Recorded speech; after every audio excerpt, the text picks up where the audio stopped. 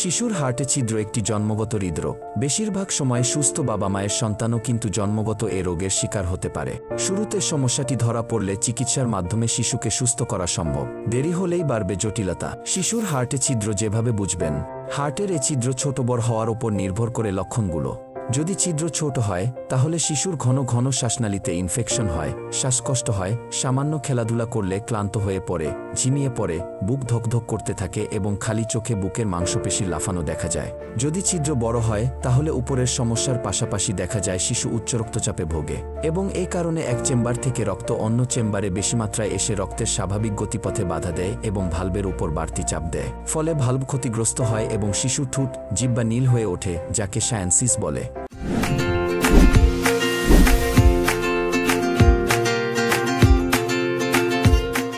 শিশুর হার্টে ছিদ্র হওয়ার কারণ।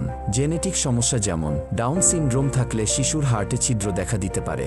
সেই সাথে গর্ভবতী হওয়ার প্রথম কয়েক মাসের মধ্যে যদি মায়ের রুবেলা হয় তাহলে শিশুর হার্টে ছিদ্র বা হার্টের বিভিন্ন সমস্যা নিয়ে জন্মানোর ঝুঁকি বাড়ে। মায়ের যদি অনিয়ন্ত্রিত ডায়াবেটিস থাকে, গর্ভকালীন মায়ের ভাইরালজনিত ইনফেকশন হলে, মা গর্ভকালীন অপুষ্টিজনিত রোগে ভুগলে, সেই সাথে মায়ের মদ ও তামাক জাতীয় পণ্য খাওয়ার অভ্যাস থাকলে এবং বিভিন্ন মাদক সেবনের কারণেও এমনটা হতে পারে। এছাড়া গর্ভবতী থাকাকালীন মা যদি খিঁচুনি প্রতিরোধী ওষুধ, কোলেস্টেরল কমানোর ওষুধ, ব্রণের ওষুধ এবং মানসিক রোগের চিকিৎসার জন্য ওষুধ খেয়ে থাকেন, সেটিও শিশুর ওপর বিরূপ প্রভাব ফেলতে পারে। করণীয়: ছিদ্র ছোট হলে কিছু ওষুধ খাওয়ানোর সঙ্গে সঙ্গে শিশুর প্রতি বেশি যত্নবান হতে হবে, খেলাধুলা থেকে বিরত রাখতে হবে। তাহলেই এ শিশু ভালো থাকবে।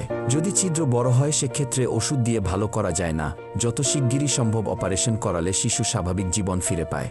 দেরি করে চিকিৎসা করলে নানা ধরনের কমপ্লিকেশন বা জটিলতা দেখা দেয়, ফলে সুস্থ হওয়ার সম্ভাবনা কমে আসে। কাজেই উপরোল্লিখিত লক্ষণ দেখা দেওয়া মাত্রই ডাক্তারের শরণাপন্ন হওয়া উচিত, কারণ পরীক্ষা নিরীক্ষা ছাড়া হার্টের এসব সমস্যা নির্ণয় করা সম্ভব নয়।